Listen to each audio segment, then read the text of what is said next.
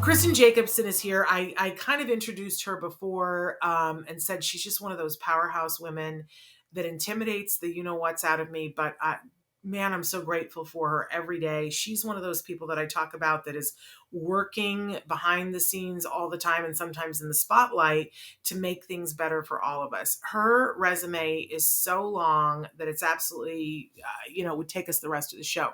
But let's talk about this. She's had more than a 20-year career in healthcare marketing and reimbursement, and she's been an autism advocate since 2006. She was instrumental in passing the insurance reform in California, which has made it possible in all the other states.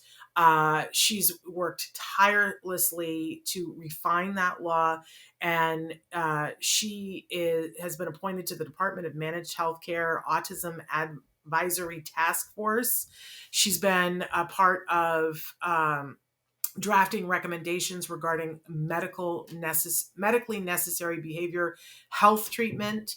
She co-founded the Autism Deserves Equal Coverage organization, and she's been there helming that, helping to provide families and providers access to the things that we talk about here on the show. I am, again, so grateful. There's so many different things. Oh gosh, it's like there's so many things. I'm not even going to talk about all of them because it's amazing. I'm going to let her talk about it. She's a founding member and has served on the steering committee for the Alliance of California Autism Organizations. And oh my gosh, one of the reasons why I reached out to her this particular week is because I was going to Cal Aba, and she did a couple of presentations that I really want to talk about. But I also want to say that she speaks, and she's the autism expert that they have. She's been quoted in the New York Times, Los Angeles Times, San Francisco Chronicle. She's been on NPR, ABC, NBC, and Fox News. We're just lucky that she gave us the time to be here. So let's welcome Kristin to the program. Kristin, I see that you're there. Sorry for making you wait. No problem at all. I'm so excited to be here. I love your show, and just always excited to have a vehicle and an audience to help families make progress and get treatment for their kids. So, Kristin, let's start with why, you've worked so tirelessly. What's your why? Why is this so important to you? So it's actually, it's so nice to actually be able to share this, because for years and years and years, I couldn't share the why. My son was too young. He didn't know he had autism. Then he wasn't old enough, he couldn't give consent for me to talk about it. But, my why is because in 2005, my oldest son was diagnosed with autism. And when I went to my health insurance company, or I was even told not to bother, they covered nothing. And, don't even tell them that your child has autism, because then they will never pay for anything, even stuff that they would ordinarily pay for. So we went to the school district. The school district paid for all of his services, his medical services, his educational services. It didn't feel right to me. And I've been an insurance expert and a reimbursement expert in the medical field for my whole career. And so a few of us decided to take this on and try to figure out if we could make a difference. And now the thing that's so great is my son, he had best case outcomes, right? We were so fortunate. We had all the best therapists. Eventually, insurance did take over some of his program. Although the school actually didn't want them to, because then they would lose control. So they chose to pay, tens of thousands of dollars a year instead of go to insurance. So that's a story for another day. But the thing that's great is he is 20, he's in college, he's independent. He's kind of a best case scenario outcome. And I feel so fortunate that we were able to get him the treatment that he needed. Not everyone is going to have that outcome, right? We had a lot of luck associated with that outcome. But he now wants me to share the story and talk about it and talk about him and how proud I am of him. And so it's so exciting because if you look back at all those, articles that I was quoted in, I'm never quoted as a parent. I'm always Mhm. quoted as just an expert in the field. And so it's great to be able to share my why and my motivation. And it's Connor, and he's incredible.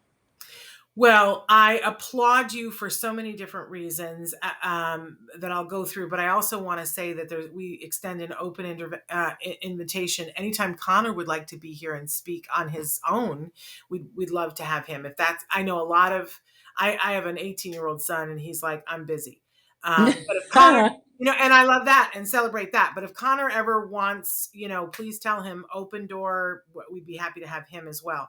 But I also applaud that you were someone who considered that before I go and speak about being a parent, I need to have consent, and that you waited until he was of age that he could give consent. I did not do that, and then later realized, and then sat down with my son and got consent later. And I was lucky because he could have very easily said to me, I'm really and I have been through that with parents who went out and spoke very loudly, and then later their kiddo said, gosh, I wish you hadn't so freely told my story for me. So I applaud that you were had that much forethought to think ahead, because that's a caring, thinking parent. I missed that boat. I caught up onto it later on. But I also applaud that you didn't just stop at helping your child. When you saw that there was a need, you got in and helped your child and helped the rest of us. And that your work has continued to help the rest of us. So, I don't think we would have, I don't think, I know we wouldn't have insurance reform that we have in California if it hadn't been for you and that very tight knit group of people that you were with, that you guys were unrelenting. So thank you on behalf of all of us. But I also applaud that you keep moving the dial around and looking at different things. Let's talk a little bit about, because there's so many things we could talk about, Kristin. But one of the things that you were part of a presentation at Cal ABA was talking about the Playbook. Do you want to take a couple of minutes to talk about the Playbook and how that's helping families and how they can access that? Absolutely. So the playbook is kind of a labor of love that a number of us decided that we really needed to do. And I do want to address your comment about making sure we could help everybody else. To me, it was not okay just to stop at private insurance. The accomplishment that I'm the most proud of was the Medicaid and Medi-Cal, because it's 50% of the kids in California. And it's the kids that are chronically underserved, have many fewer, resources to be able to try to access care. So to me, even if some other people kind of had to drop out of the effort, the Medicaid effort was really, to me, actually like the crowning achievement, because that was so important.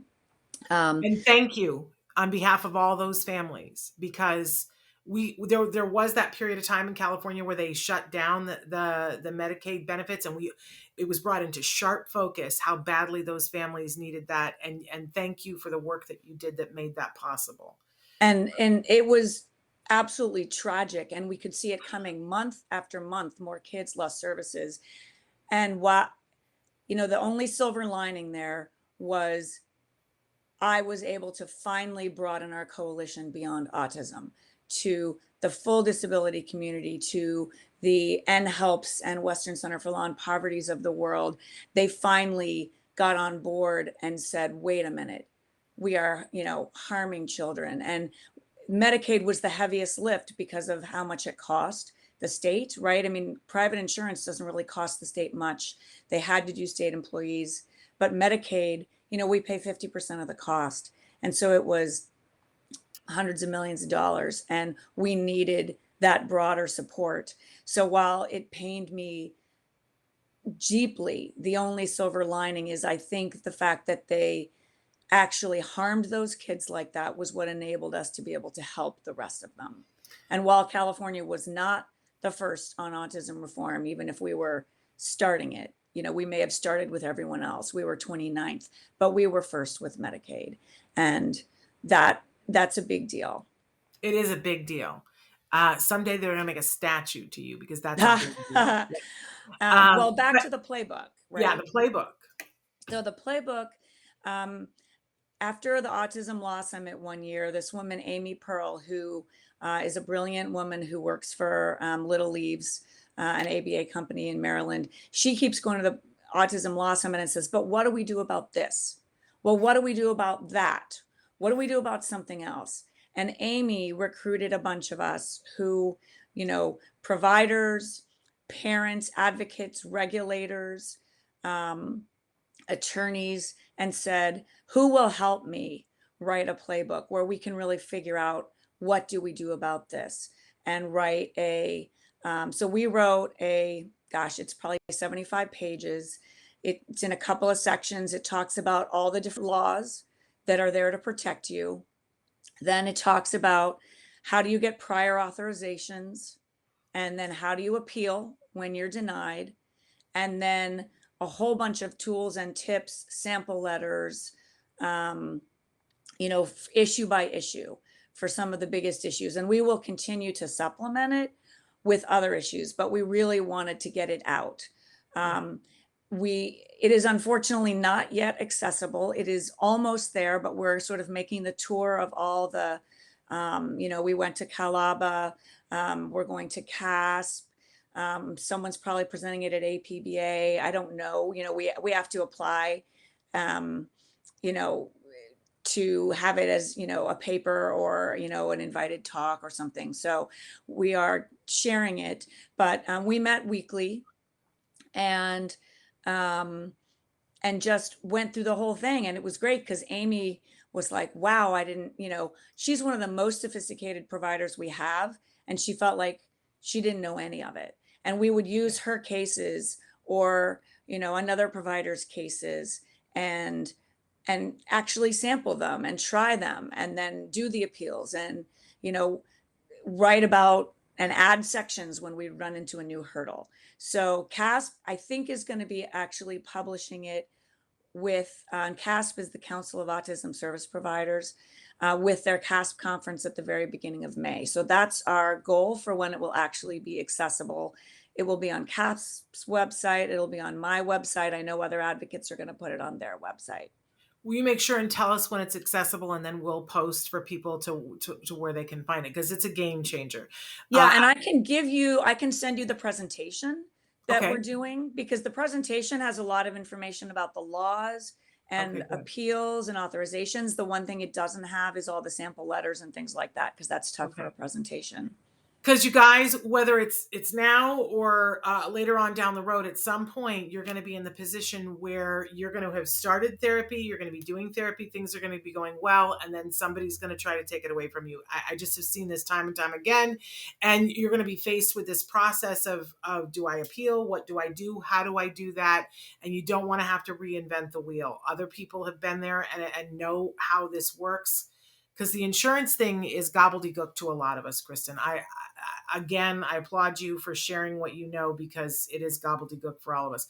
I want to make sure that we have time to talk about, though, too, you've been very instrumental in the September 26th project. Is that correct? I would not call myself instrumental. I'm on the advisory board, but there are certainly other people who have done substantially more work than me. I support it. Feda was one of my close friends, and she was the inspiration for it. So I can talk a bit about it, but I would definitely not say I'm instrumental in terms of, being able to talk about what they've done recently. I know they put together a curriculum. It was presented at Calaba. They're also presenting around the country, but basically what it is um, for people who don't know Feda, she was an advocate. She was one of the moms that was instrumental in the autism insurance, the private insurance law that we passed. And she had a very impacted son, Mohammed. We call him Moo. And a little over maybe a year and a half ago, her house caught on fire, and she and her sister and niece got out, but Moo didn't come and didn't know what to do. And she went back to try to get him, and her sister could hear her pleading with Moo to please come out, but he was, he's 6'3" and, heavy, and she couldn't get him out. And so they died tragically in the fire. And it's such an important issue for families with autism, right? He didn't know what to do. He didn't know about what the large sound was, and she could not, he was so panicked. She couldn't get him to come.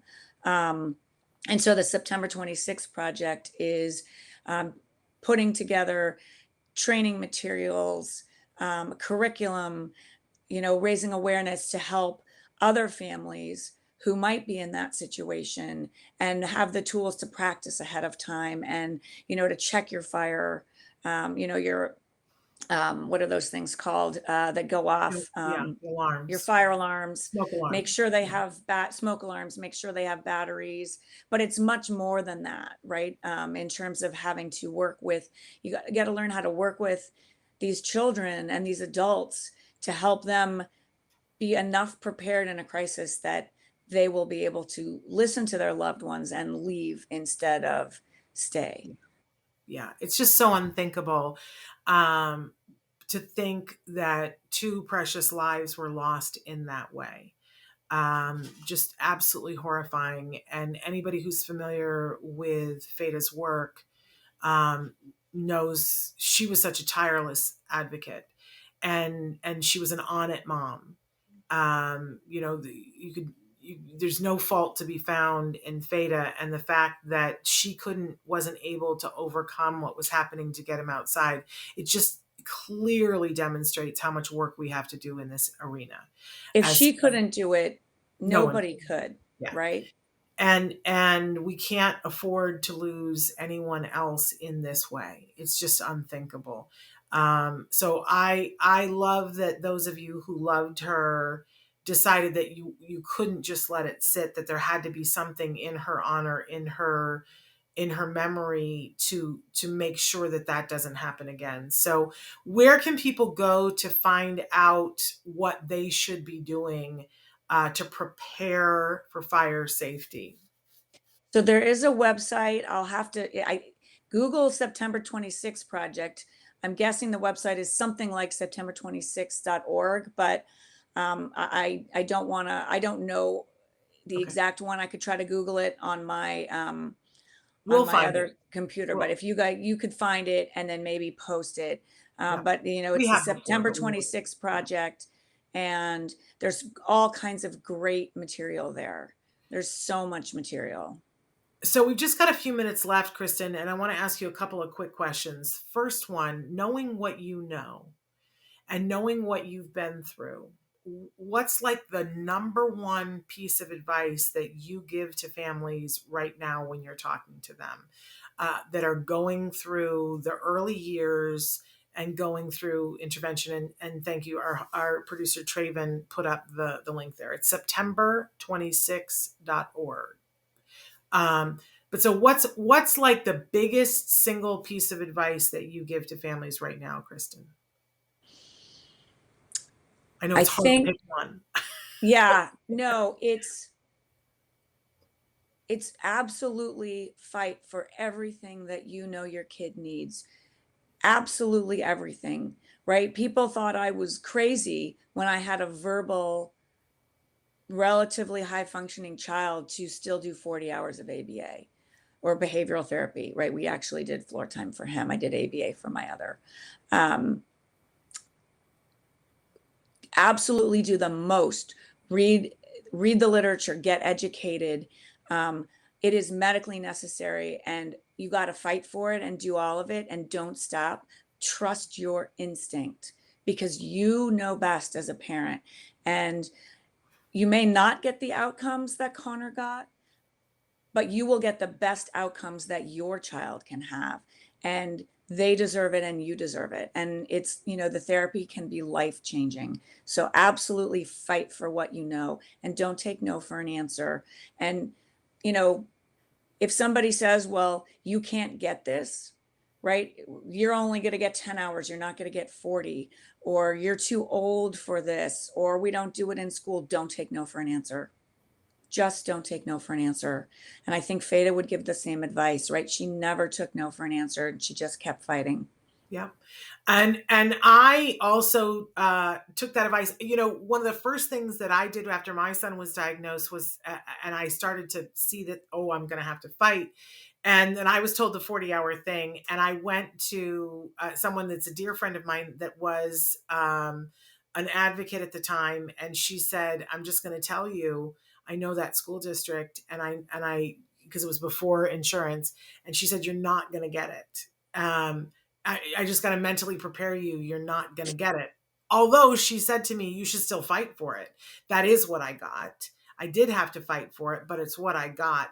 And that sort of mentality of, you know, you still have to fight for it.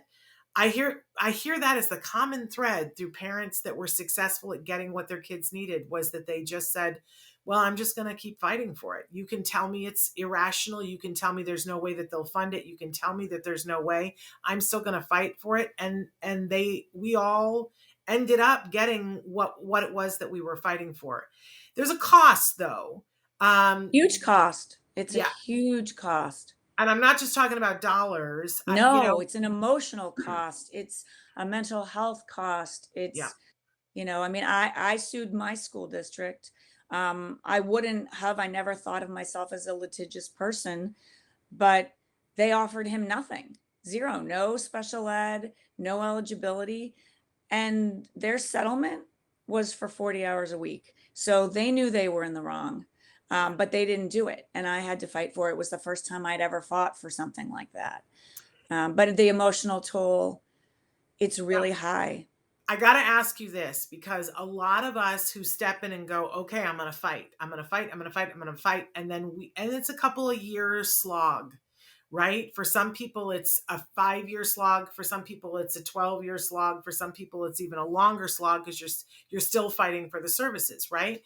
But a lot of us say the same thing, which is that at some point we have friends or family who say, all you do is fight. That is all you do is fight. And they start telling us that we need to stop doing that. Have you run into that, Kristin? Have you had loved ones say to you, well, you just are fighting everything. At some point, you need to let it go. Or did you just surround yourself with people who were your champions? Um, a little of both. Okay. I mean, a little of both.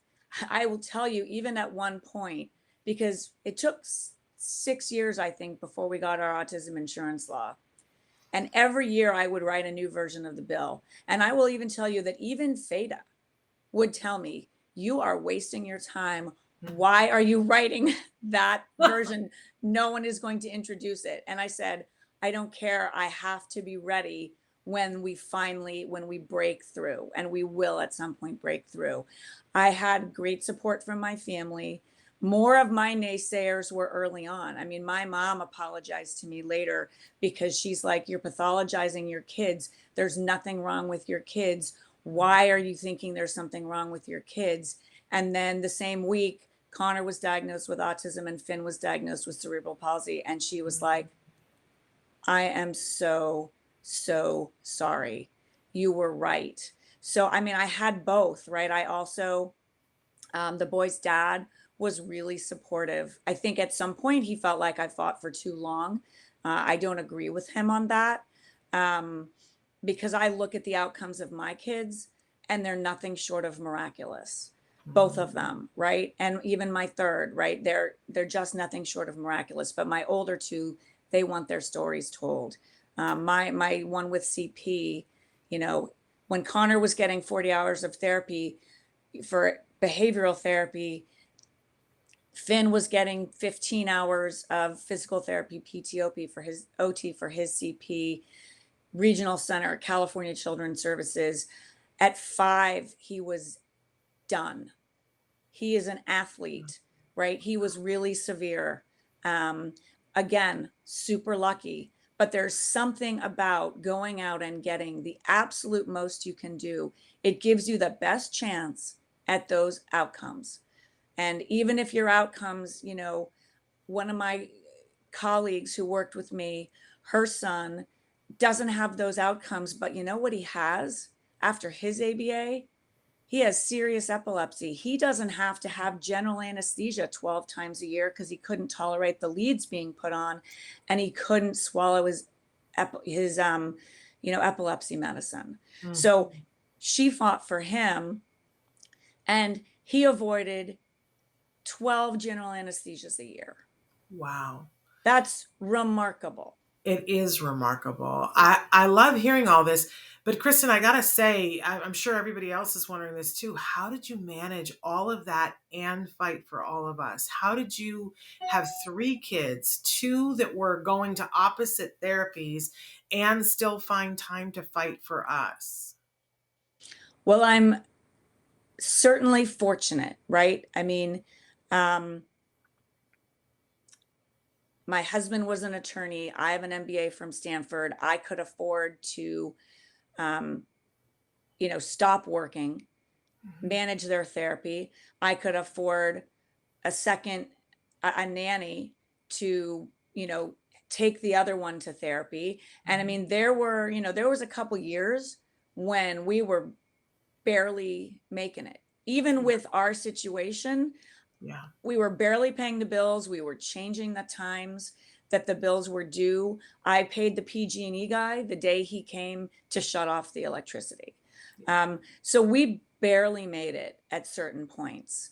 But I had those resources and the privilege from my upbringing that I was able to get that kind of education, and that I was an autism insurance, or that I was an insurance expert. I became an autism expert. Um, and then the drive, right? The passion, me feeling like there are just not a lot of people who can do this. Mm. And, Amen to that. not all the people have the passion. And the people that have the passion, not all of them have the skill set. Yep. And so, I mean, I killed myself. And I paid some personal prices. I'm sure you did. And I just want to thank you. I know we're both welling up here, but I want to thank you because it matters what you did. It matters to so many families, mine included, but so many families who are watching. What you did has made a difference that cannot be measured because it is so huge. So I hope you take that in on a daily basis and that you give yourself some time, yourself and your family some time new now to do the things that you need to do. I guess my parting question is, what's next? What are you taking on next? And how can we help support you in whatever you're taking on? Well, my situation personally is changing. Mhm. I'm looking for new work, Mm. um, a full-time job with benefits, right? I can no longer, I have got to pay my mortgage. So I can no longer spend as much time. I'm trying to figure out how to do that in the field. I may have to leave the field, but right now I have some great consulting projects. There's one more thing I still want to do in this field is, Medicaid coverage for adults. It makes me crazy. Although I feel like the lawyers can actually work on that now that we're finding the mental health parity law is saying that you have to do this, and they're finding that self-funded companies that don't cover autism, they're violating the federal mental health parity law, and they're losing lawsuits, they're losing regulatory battles. Medicaid is subject to that same law. Um, they're going they're going to fall, and there are enough other people working on it now, um, that I will get there. And whether I play a big role or a little role, I don't know. But my next step is actually to take care of my family and me, and I hope I can stay in the field, and it'll always be something that I'm passionate about and care about. But I love doing this full time. Um, Well, let me ask you this because I'm a big fan of putting it out into the universe. If we could dream for just a second and say, what is Kristin's dream job that would tick all of the boxes? If we opened up our hearts to the possibility that there is a perfect job for you in the field, what would it look like? What would it be? that I had a fully funded, nonprofit where I could pay real salaries, that I could make something similar to what I could make on the for-profit side, right? Because now that I have to pay my own mortgage and I'm not going to move my kids, I live in the most expensive area, but I don't want it just for me. I need a team. I need to be able to pay for the lobbyists myself. I need to not have to beg, borrow, and steal someone else's resources. So it would be fully funding, where I could have a staff and run my organization, but not have to constantly worry about fundraising. Yeah. And, because I love this. This is my passion. I feel like what I'm really good at is knowing what the next thing is and how to do it. There you go. But the freedom to do that without having to worry about my own financial situation and the situation of the people who I would employ. I love it. Well, we've spoken it out into the universe. I can't wait to hear how it shows up, Kristin. I'm a big believer in that. So will you please let me know how and for those watching, if you know someone who was looking for that, please connect Kristin post haste. Kristin, what is your website where people can go to learn more about the work that you're doing? It's autismcoverage.org. autismcoverage.org, you guys. Yeah, and it's not completely up to date, right? Because it's just me. I spend more time doing the work than I do updating my fancy website. And I had a nice one, and the credit card expired, and GoDaddy canceled it and evaporated it. So I'm back to my old one. It's not pretty. It's got some decent information on it. And if I stay in the field, then I'd love to have a full updated website. But right now, I usually spend more time doing the work than making something pretty or. Amen to that. Kristin, you are amazing. You're a hero to so many of us. We don't believe in the capes, right? Because as Edna says, and capes get caught in the fan. But you are a superhero. The work that you do every day and all the work that you've done over the last 20 years has mattered so much to so many of us. Please, a heartfelt thank you. I hope you feel it from all of us. You are remarkable. We all want to be you when we grow up. Yeah. Right. But I hope that it all comes to fruition for you now so that you can continue to do all of that and do all the things that you want to do. That's what we're going to put energy out into the world. But thank you so much for being with us today. You're welcome. And when we presented at the Autism Law Summit, when we presented the playbook, Amy and Katie wore capes. Well, you're right there with them. So that's I think I wore a cape too. I think I borrowed one of theirs. There we go. I love it. But don't get the capes caught in the fan. No, that's all I'm saying. No. All right.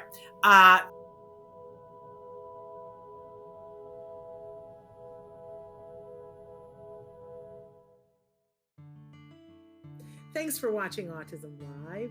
If you found anything helpful in this video, please give us a like. In fact, make sure that you smash that subscribe button on YouTube and give us a like on Facebook. You can also follow us on Twitter and Instagram for important updates. And please download our free podcast wherever you get your podcasts. See you next time. Until then, give your kiddos a hug from me and one for you too. Bye-bye for now.